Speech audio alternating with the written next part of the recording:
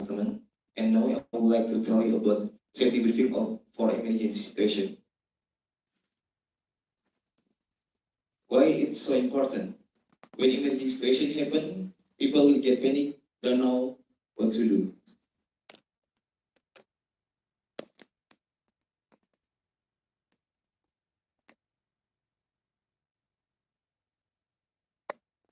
Okay. We already classify emergency situation to be three parts. The first one is fire emergency. Stone Hotel bagian operation is equipped by newest building fire protection.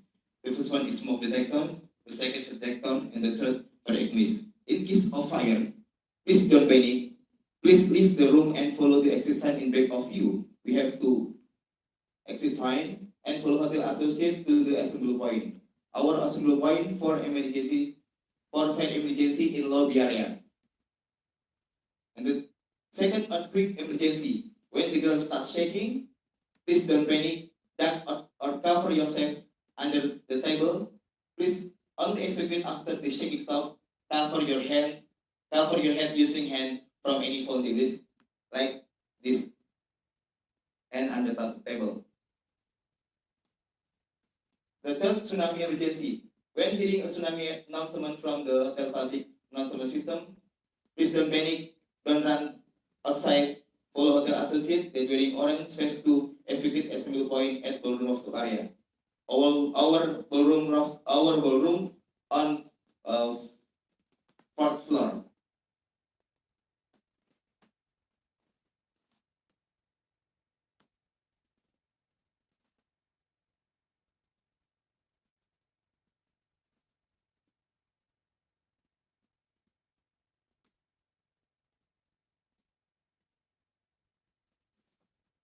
Our position now here. So if evacuate needed, please follow the red line and go to the stair and to our assembly point. Okay, I think enough and have peace meeting. Thank you. Thank you very much. Two quick announcements before we go into the showing of the video. There's a conference dinner tonight at 6:30. I encourage everyone to join us for that. If you need additional information on where, what, how, and so what, you can speak to Ingun as part of the admin team. But I do encourage you to join. It should be an interesting and good opportunity to do some networking, meet people, and friends. Now, I know that a lot of you are very excited over the prospects of a group photo. It is typically the highlight of any event, I understand. We have a lot of people in the room, and we've actually practiced how we're going to go through this. So there will be 4 rows here, and it's going to take place after the opening speeches. To save time, we encourage people not to give one person 100 mobile phones to take selfies, and to do that, there will be one official hard copy photograph that will be uploaded on the website, and it will be shared with each and every one of you for distribution to friends, family, and colleagues very shortly. So there's really no need to use the very famous or infamous selfie mechanism for that. We will, awaiting our VIPs, we are now going to watch 2 quick videos from 2 real life experiences. A crucial reminder again of the primary reason why we're here. And Bianca, can I ask you can we dim the lights in the room, do you think?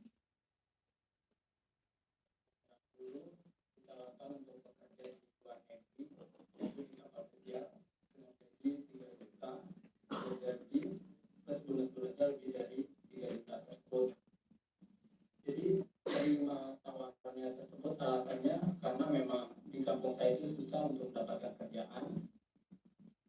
situasi pada saat itu, situasi ekonomi saya juga agak lemah, makanya saya langsung terima tawaran tersebut.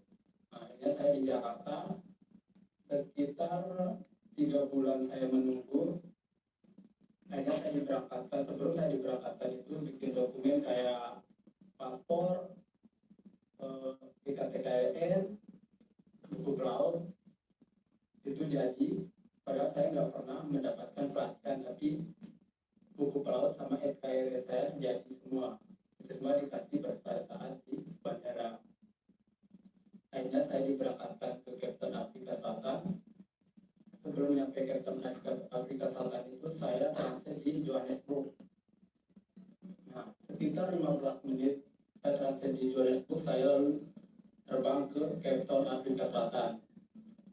Nah, sampai di situ ada agensi yang menjemput. Sampai itu kami langsung dibawa ke kapal tempat kami akan dipekerjakan. Nah, di situ ternyata kapal ikan, bukan kapal pesiar yang dijadikan oleh sponsor tersebut. Setelah itu kurang lebih 1 minggu perjalanan ke tengah laut, saya langsung bekerja. Di situ kami kerja itu dari jam 4 pagi sampai lama-lamanya jam 3 pagi lagi, hampir 24 jam. Situasi makan pun kita makan seadanya. Kadang-kadang saya pernah dikasih babi, padahal saya nggak makan babi, tapi mau gimana lagi, nggak ada makanan yang lain. Kita kerja pun yang ditangkap itu ada ikan tumbu, ikan tuna, sama ikan hiu. Kita dipaksa untuk tangkap ikan hiu karena dari sirip itu kita akan mendapatkan bonus.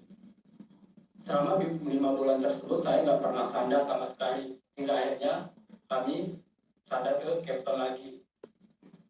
Nah, sesampainya di Captain, ternyata kapal yang kami tempati itu kapal ilegal berbendera Indonesia, dokumennya dokumen Indonesia, tapi kapalnya kapal Taiwan. Nah, di situ kami disekap sekitar 1 minggu. Di situ kami dibawa ke penjara Johannesburg. Nah, di penjara Johannesburg itu kita dipenjara selama 2 bulan 7 hari. Di situ. Nah, di situ kami sempat minta bantuan terhadap pemerintah tempat sama KJRI juga, ternyata belum selesai sampai sekarang. Akhirnya kami dipulangkan dengan status deportasi. Sampai sekarang hak-hak kami belum terselesaikan, seperti gaji selama kita bekerja.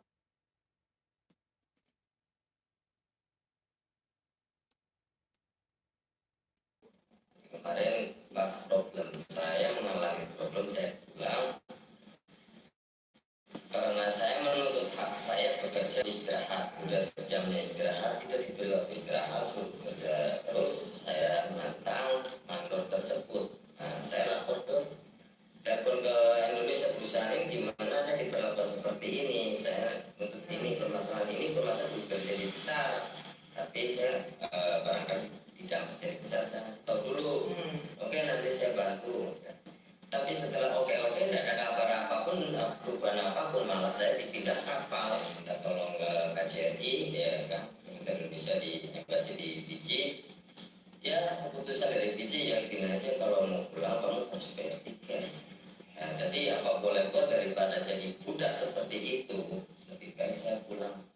Jadi saya sampai Indonesia dibikin oleh ternyata nama bos di Fiji. Nah, setelah pulang saya minta nggak ada spesial uang. Hanya pengaduan APK ke saya, minta tolong untuk dia sampaikan ke pemerintah tentang keluh kesah APK di sana, tolong dibantu. Karena mau pulang karena kerja terbatas, dia nggak boleh. Ya, jadi kalau saya kerja sama dengan pemerintah, saya ajukan tersebut.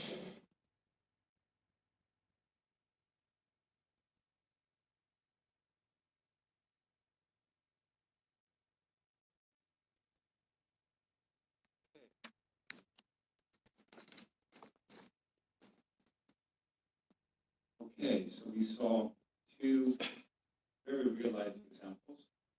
If I can please ask Putra Gudin and Henry Gudin to come up and stand right next to me, please.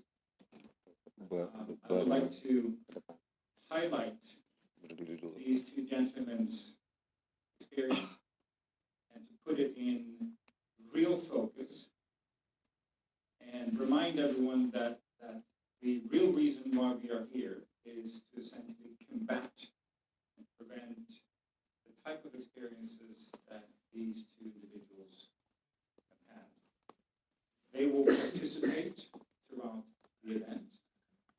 encourage you strongly to tap their experiences in the most positive ways possible, so that the experiences and the lessons that they have learned can be reflected appropriately throughout the proceedings and also the results of the event.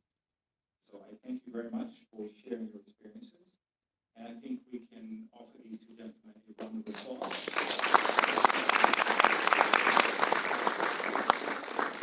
Thank you very much, and I look forward to having you as part of the discussions in the next couple of days. Thank you very much. Excellent. If I can ask the Excellencies to join me on stage, that would be fantastic. So, Michiko Miyamoto, Country Director of the Country Office for Indonesian Migran Workers, please. Akira Isawa, Deputy Director of the Sector Policy Department for Ilo2, please. Basilio Arroyo, Assistant Deputy Maritime Security and Resilience Coordinating Ministry for Maritime Affairs, Republic of Indonesia, please, sir. His Excellency Dr. Sunyonos Tokiono, I'm sorry if I'm mispronouncing the name, Senior Advisor to the Ministry of Maritime Affairs and Fisheries, Republic of Indonesia. Please, Excellency.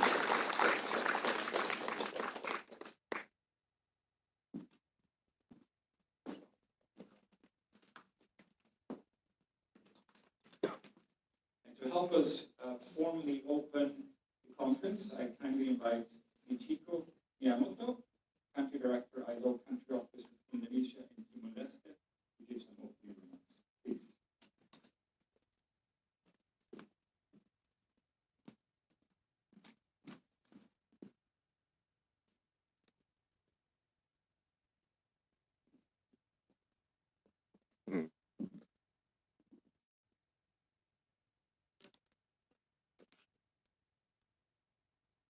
Terlalu tinggi.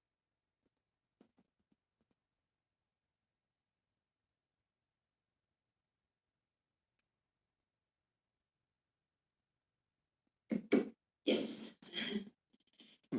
Good morning, everyone.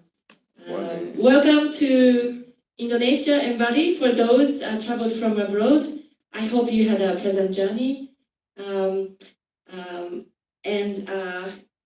Well, honorable representatives from government, workers, employers, international organizations, CSOs, industry representatives, and my special thanks goes to the host government of Indonesia.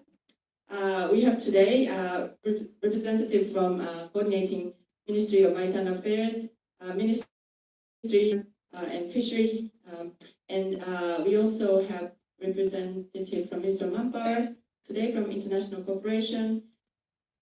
With all these efforts, we are together to discuss, again, important issues that we like to pursue. Now, we were having a breakfast discussion, and really, I'm really convinced why we're here. We have so many fisheries forum and dialogue on it, and why do we have to have another one? Well, because we would really like to put the faces on fishery. Now you heard the testimony from the real experiences. We consume fish, we look at fishing industry from different entry points, but what we need in this region is really to put the faces on the industry. So now this workshop is to strengthen regional coordination to combat trafficking and labor exploitation in fisheries. So this workshop will be held in the context of ongoing international regional concerns about the trafficking of workers into the fishing and seafood industry in Southeast Asia. The need to end trafficking on fishers and other works, and to ensure decent work for fishers has become a regional concern. And it is particularly important for major seafood and fish exporting countries, as well as for countries whose citizens work in the fishing and seafood industry. Now, ILO's work in fishing convention, Convention 188, now sets the minimum requirements for work on board fishing vessels and entered into force in November 2017. 12 member states has now ratified the convention, and in Southeast Asia, Indonesia and Thailand has been engaging very strongly in national tripartite consultation on this issue. As ILO, we have been engaged in regional conversation and dialogue for already several years. We started in 2013. ILO and the Indonesian government organized a regional meeting on work in fishing, increased knowledge base, and sharing good practices. Now, following that, 2015, second regional meeting on work and fishing focused on the protection of migrant fishers. And we discussed the procedures related to flag state and port state controls. And as many of you probably participated, we also had in March this year, the ILO, with the general support of the US State Department and a coordinating Ministry of Maritime Affairs, we organized the Consultative Forum on Regional Cooperation Against Human Trafficking and Labor Exploitation and Slavery at Sea here in Bali. May I ask who has participated in the previous meeting? Please raise your hand. Yes, great. And thank you also, ILO colleagues who continuously support this exercise. We have participation from Geneva, Bangkok, on different expertise that we continue to receive to make this forum successful. So this March meeting included opportunities for government and workers and employees representatives to discuss issues with their counterparts from across the Southeast Asian countries. We also had representation from international organizations, including Bali Process, Interpol, and FAO, who are again here today. Welcome. And also discuss the initiatives undertaken and gaps in coordination that needed to be addressed. So following the March Regional Consultation Forum, the ILO Sea Fisheries Project team had repeatedly designed, consulted with you, and revised the terms of reference of the proposed regional coordination body.